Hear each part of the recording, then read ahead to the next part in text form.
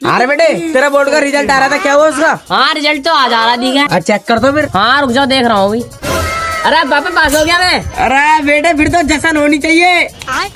कमरिया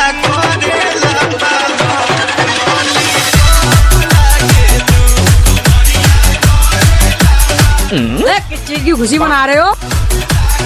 अरे मेरा लौंडा तीसरी बार में पास हुआ है, इसलिए इतनी खुशी मनवा रहा है। लड्डू खब्बाए क्या? अरे लौंडे लड्डू खब्बा। ये तो बड़ी खुशी की बात है। रिजल्ट चेक करिए क्या परसेंट बनी है। बेटे चेक करिए अपने चाचा को अपना रिजल्ट।